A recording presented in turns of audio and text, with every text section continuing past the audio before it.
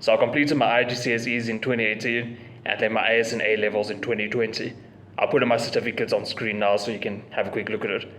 But as you can see, I got straight A's for everything. I've since been a university student, so I initially studied BSc Actuarial Sciences, and now I'm studying BXI Accounting Sciences. I actually got an award quite recently for BXI Accounting Sciences. I'll be making a video on that quite soon as well.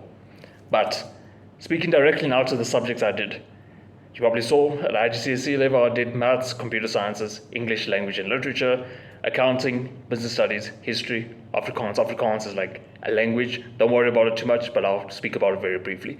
And then on AS and A level I did maths, computer science, English language and literature, accounting, business studies. Starting out with maths, because this is probably your biggest concern. For maths, buy a textbook that has a lot of practice questions.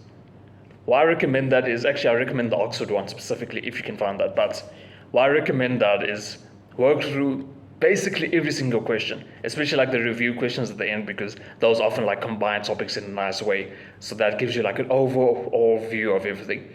Maths is the subject you have to practice a lot in. Also, I recommend this throughout, go through past papers. You can find out, like I used to use a website called Papa Cambridge, short story thing. Get past papers from there. Man, jokes aside, I was a sweaty nerd. So for each subject, I used to do like the past 10 years past papers. And you notice each year typically has like 7 papers per paper. So I used to do like 70 or did 70 past papers per subject more or less. So maths, simple as that, practice. Obviously that's easier said than done. You just commit a lot of time to it. But it does pay off. And frankly, so I started off my AS and A levels with like 68% in maths. I can't remember my mark anymore. I haven't seen my certificate in a while, but I think I ended off on like 87, if I recall correctly. Anyway, you would have seen it on the certificate. Then computer science. Now this subject I really just enjoyed a lot, so yeah, I had fun with it. But when you get like coding assignments from your teacher, code more than the required. What this can do is like, yeah, it's extra work, whatever. But what it's going to do is it's going to train your mind to like think outside the box, which actually does help you in the papers, especially the coding paper, of course. So just do extra stuff, especially for the pre-releases as well. It helps you get like extra perspectives on what's going to be asked in the paper. In terms of the theory paper, they're straight up past papers. Personally, might not work for you, but for me, I didn't bother with the textbook. I bought the textbook, didn't use it. I just went straight into past papers. Obviously, I went to class and all that, so I got the theory knowledge from my teacher as well. But then dove straight into past papers and then literally just learned by past papers, because you'll notice in computer science, they ask very similar theory questions year on year. So past papers, learn the answers more or less, you'll do pretty well for computer sciences. English language and literature, my weakest subject.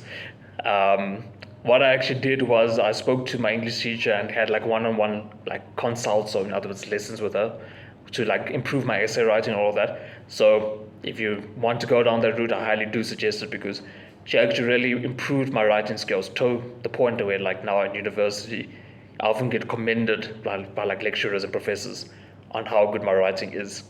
And like at high school it wasn't considered that great. But in university, now that like I still remember the principles the teacher taught me, everyone says my writing is really, really good. So I highly do recommend you like go one-on-one, speak to your teacher.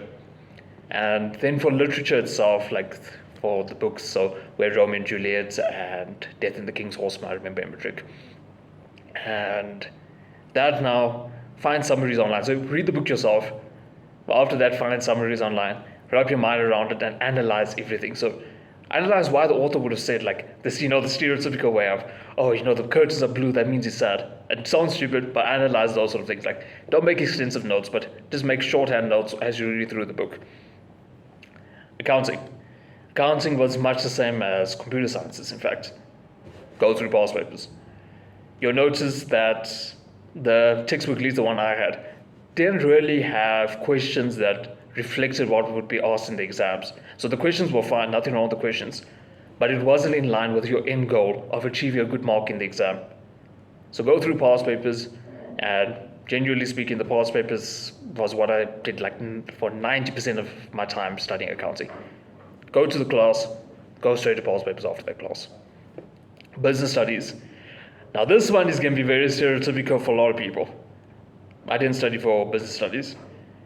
What I mean by that is you'll notice that the way like they mark business studies is knowledge, analysis, application, and evaluation.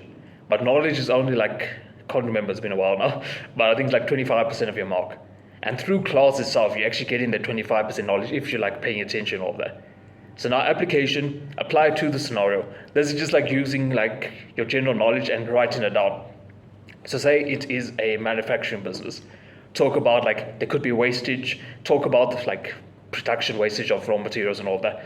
Talk about the fact that they could be employee like wages that you need to pay the factory workers, all that. Just apply it in ways that it's like indirect. So like as a manufacturing, talk about factory workers that might not even be mentioned in like the case study they give you. That in itself they would typically award application marks for, and they analyze on that. Typically for analysis, I used to give advantages, disadvantages, and just give like a long-term view of what could happen to the business. Likewise for evaluation, order it like in order. So like if you have 3 options, say best, second best, and worst.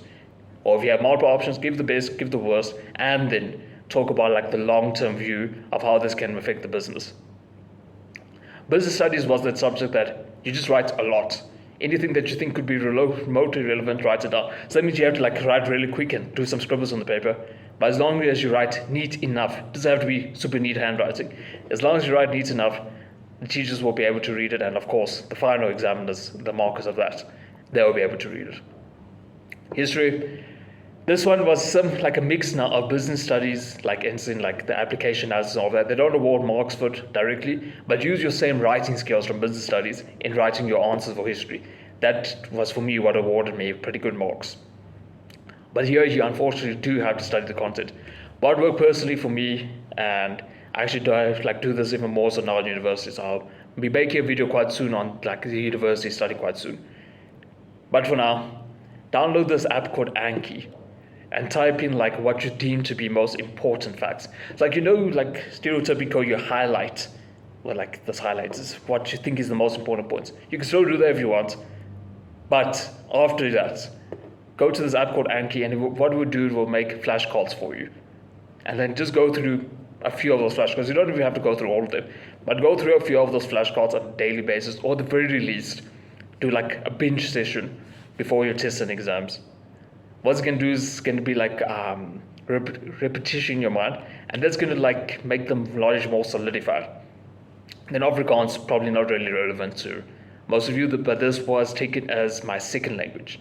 And fortunately, I had a guy in my classroom, quite a close friend of mine till this day, who like him and I were competing for the top spots, also a very smart guy. And his first language was Afrikaans. So I used to like often ask him for help with Afrikaans, and oftentimes ask him to speak to me in Afrikaans, just so I get like used to the dialogue of Afrikaans. Other than that, just follow the same advice I followed for English, essentially. But I hope this helps you out. I'm not really like a university or school guidance channel, but every now and then I will make this sort of video because I'm like a nerd. So feel free to like check out my other videos if they appeal to you. Not obligated to subscribe because I understand a lot of you won't be looking that closer to my other content. But if you like what I have going on elsewhere, please do consider subscribe. But with that said, bro, I'll see you in the next one. Or sister, actually. To become a better man or woman.